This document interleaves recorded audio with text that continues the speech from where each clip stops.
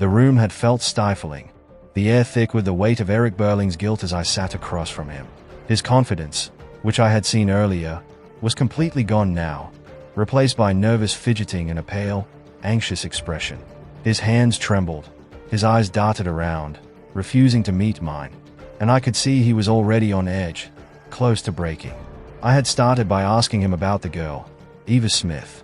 At first, he had been reluctant to admit anything, but I knew better than to rush. Silence has a way of working on men like Eric. The longer I let the silence linger, the more uncomfortable he became, the tension tightening like a noose around him. Finally, he started to talk, haltingly, reluctantly. But he talked. Eric had met Eva at the Palace Bar. He had been drunk, of course. He hadn't even known her real name at the time. It was a chance meeting, one that would spiral out of control, but it had started, as so many things do, with recklessness. He had taken her home one night, and though he had claimed not to remember much, the truth was clear enough.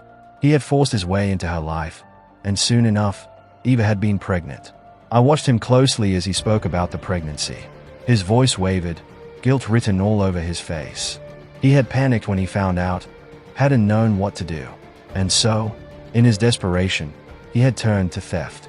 Eric had stolen money from his father's company to try and support her, but even that had fallen apart. He had known, deep down, that it wouldn't solve anything. I pressed him on this, on the lies, the stolen money, and the fact that he had abandoned her when things became too complicated. Each question dug deeper, his excuses crumbling under the weight of the truth. Eva had refused to take any more stolen money from him, and Eric had been left with nothing. No solutions, no way out. He had left her with no support, no future. As I listened to his account, I could feel the gravity of his involvement. Eva had been let down by everyone, but Eric's role had been particularly destructive. He had been careless, selfish, and reckless, and now he was realizing the full extent of what he had done. His actions had contributed to the desperate situation that had driven Eva to her tragic end. By the time he finished, Eric was broken, slumped in his chair, the weight of his guilt pressing down on him. He knew there was no escape, no redemption. His involvement had led to the ruin of an innocent woman's life, and now he had to face the truth of it. I sat there, watching him, knowing that the story had come full circle.